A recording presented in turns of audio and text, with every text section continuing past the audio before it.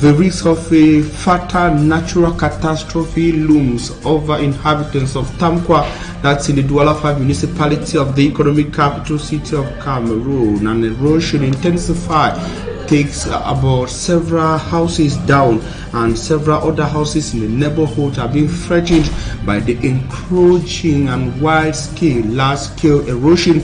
We shall be checking you to over part of the city of Douala, but also in this edition of the news, appointments of administrators in different administrative units in Cameroon.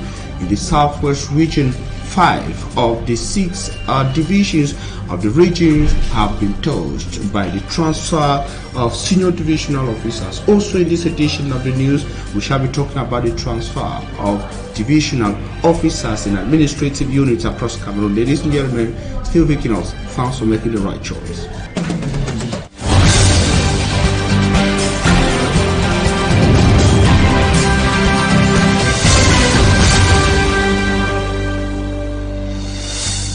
To the primetime newscast live from Douala, Cameroon's economic capital city. Following the collapse of several buildings in the career area of Tamkwa, a neighborhood in the Douala 5 municipality, locals who have been victims since 2018 implore the government of Cameroon through local authorities moving from the Douala 5 municipality to rescue them. They say that they are risking a larger scale as far as erosion is concerned that could provoke a large landslide in that part of the city of Douala, bringing down several houses, but also in disturbing human loss as far as the loss of lives in the neighborhood. The people blame a road construction company for what they are facing today. We have details with Equinoxe in the following report.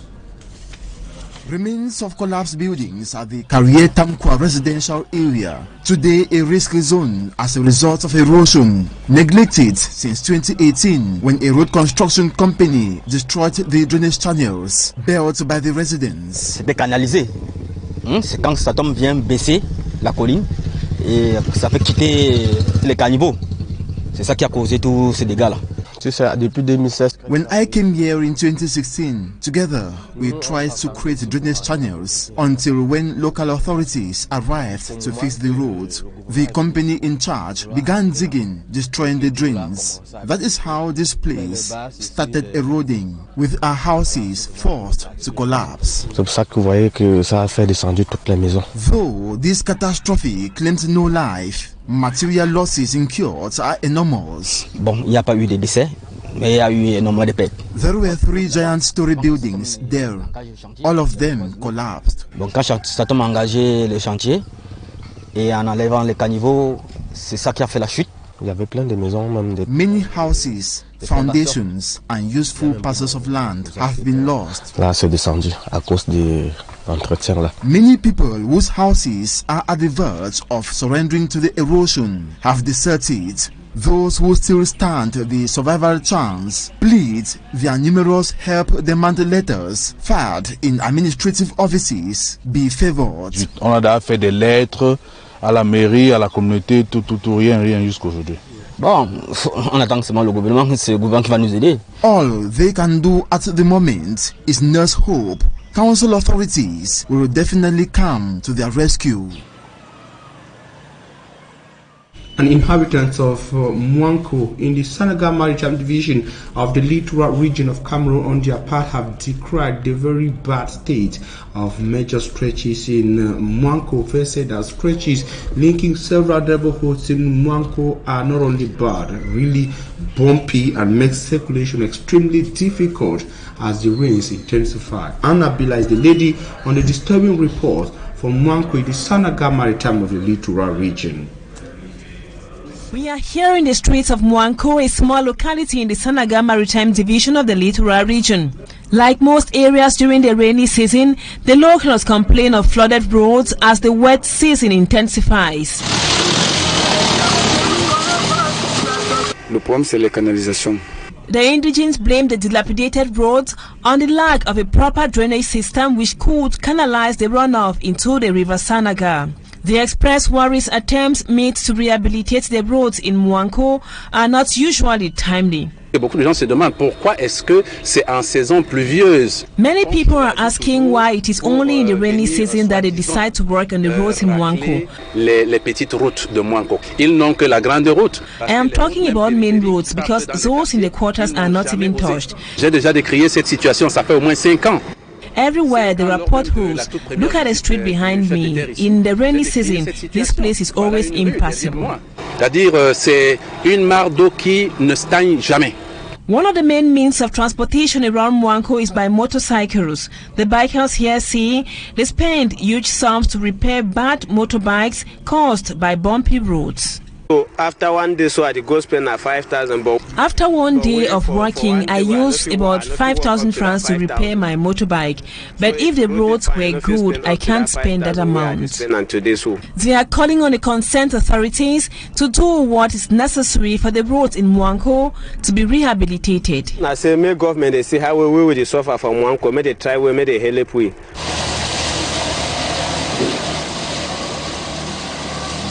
And traders of the Douche Municipal Market in Accra, in the heart of the city of Douala, decrying what they qualify as discrimination, as they are being asked by the mayor to vacate some spots. They say that they are being asked to leave the places where they do businesses, whereas some foreigners are allowed to continue business on the very site. We have details with Lucy Liengo in the following report.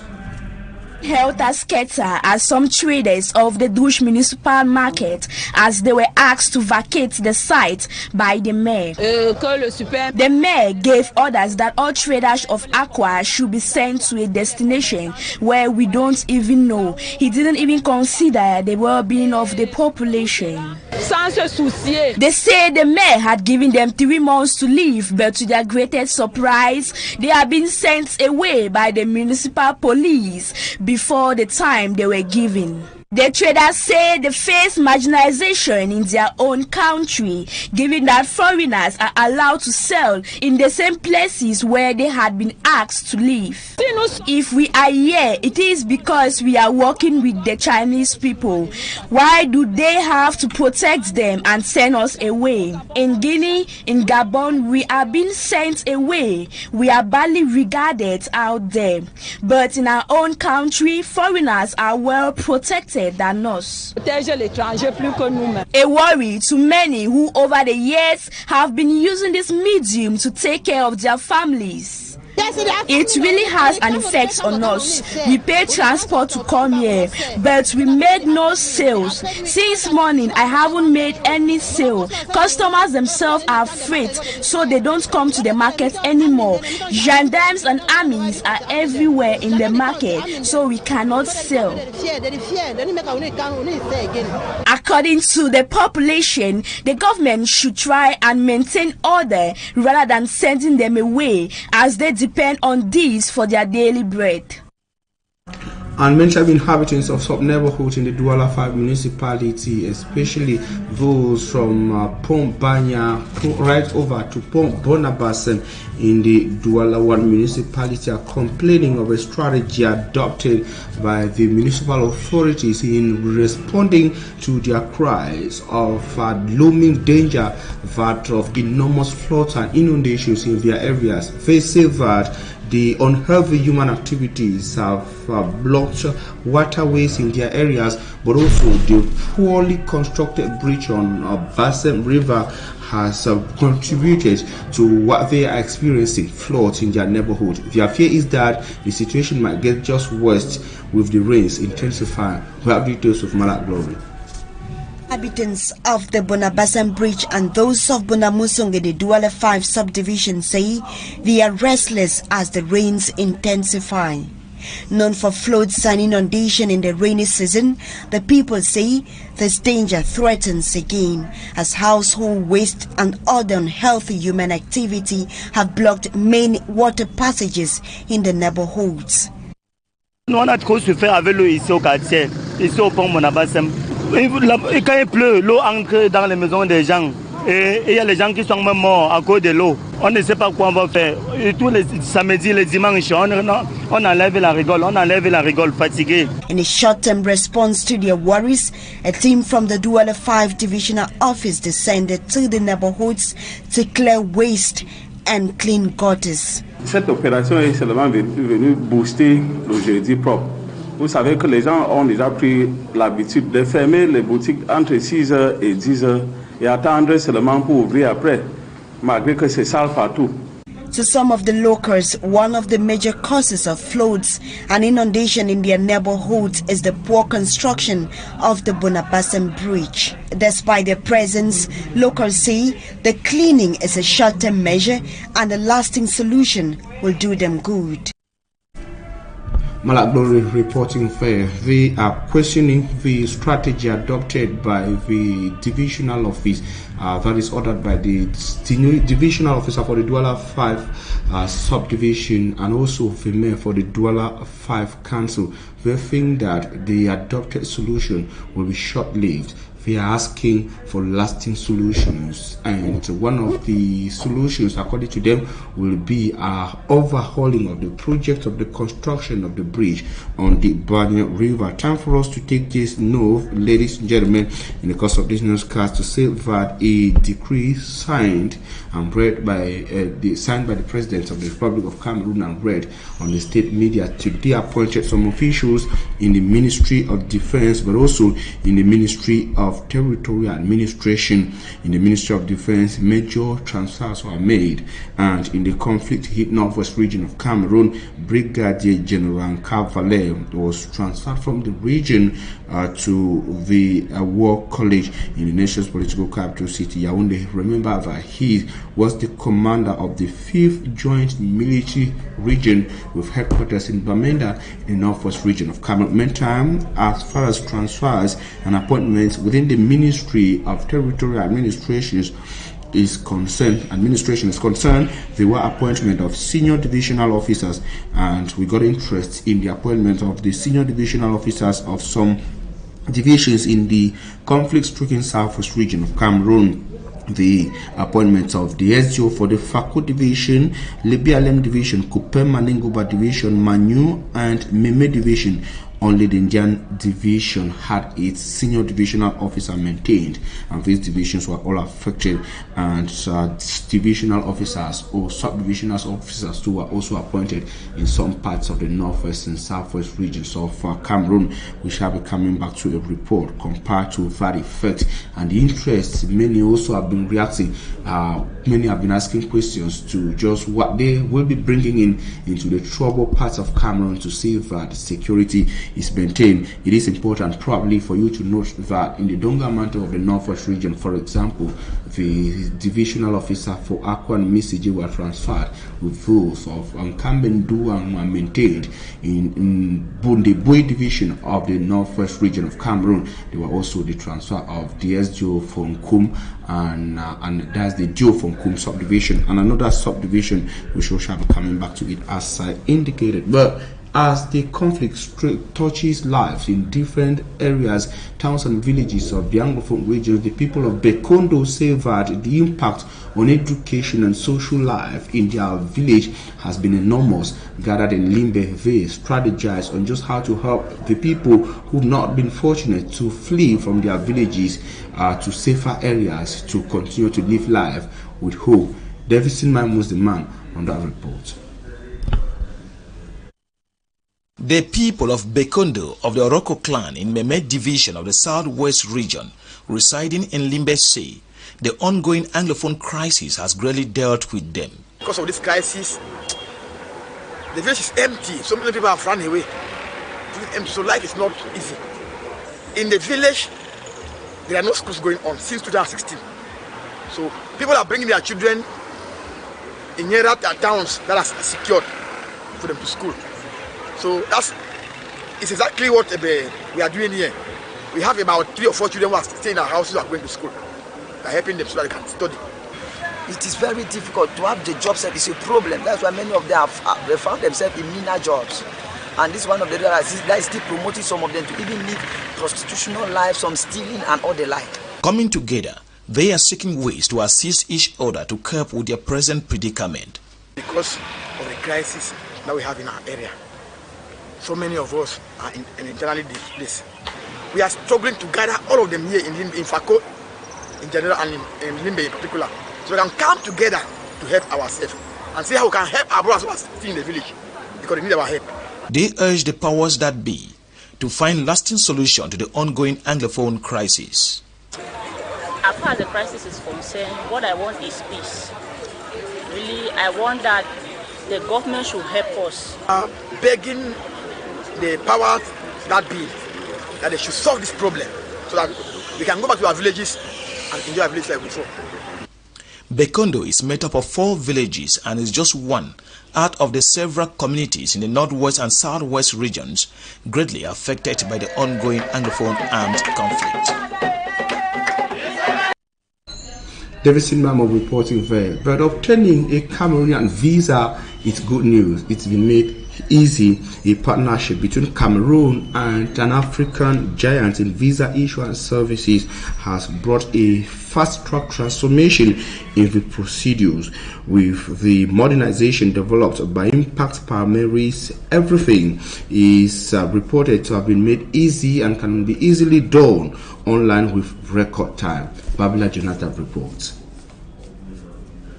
Visa issuance procedures are witnessing what has been qualified by experts as a revolution in Cameroon. The revolution is backed by a legal framework governing the stay of foreigners in the country and then a new Cameroonian visa issuance mechanism. Observers read in these actions the state commitment to innovate and continuously improve on the quality of public service delivery. Contrary to the usual trend of seeking the expertise of Western enterprises, this innovation has been entrusted in the hands of Africans at the helm of an African company, Impact Palmarès. The company has been operational and delivering quality and high standard visa issuance services in Mali, Senegal and Niger. Impact Palmarès single-handedly financed the project in Cameroon. With the collaboration of local experts, Cameroonians will henceforth be able to obtain their visa online through all authorized payment systems. The company has the technical capacity to promptly respond to all flaws. Cameroonian authorities say this is the most appropriate solution to the difficulties of citizens, especially those in the diaspora who before now had to cover hundreds of kilometers without being sure of obtaining a visa at the end of the day. This is expected to enhance the attractiveness of the Cameroon destination and significantly boost the tourism sector and ease international ventures and transactions. And in sports, Morocco and Zambia have both for the very first time qualified for the Women's World Cup, that's the Women's FIFA World Cup. They both fought hard for their qualification ticket after defeating Botswana and Senegal in matches played yesterday in Northern African country of Morocco within the context of the ongoing Africa Women's Cup of Nations. Zambia and Morocco will now know their opponent at the semi-finals of today. Remember that the indomitable Lionesses of today are going to the pitch against the historic competitors, the Super Falcons of the neighboring Federal Republic of Nigeria. Sportsman Njikan Gabriel has got the rest of the story in the following report.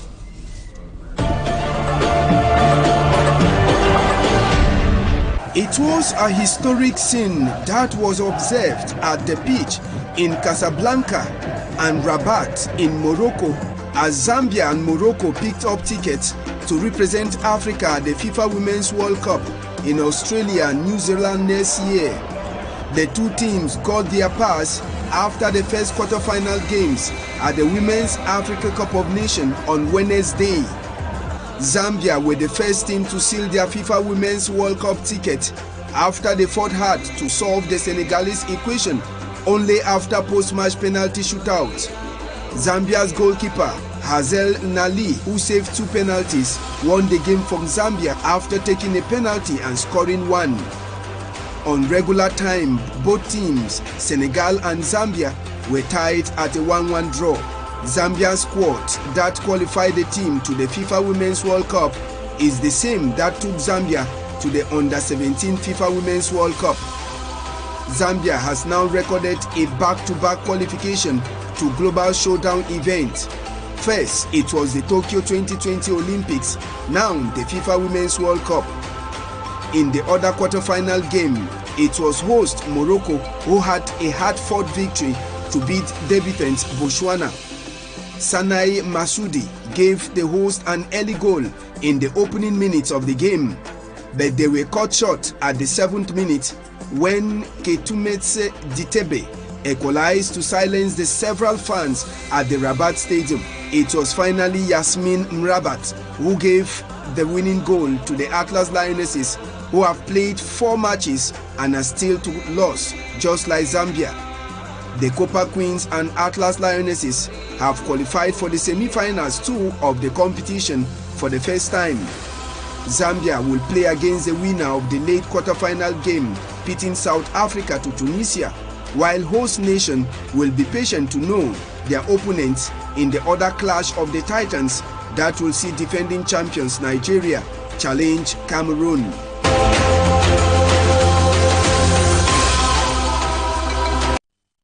Ladies and gentlemen, that's what we'll put an end to the 6 p.m.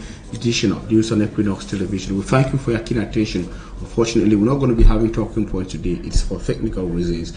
I'll promise to be back for a complete edition of news tomorrow when it shall be 6 p.m. But the information continues on Equinoxe. You know what? You'll be having Equinoxe from Yaoundé, Cameroon, and the news in the French language. It will be a full package at 8 p.m. still from Yaoundé. I'm going to be back here tomorrow at 6 p.m. God willing.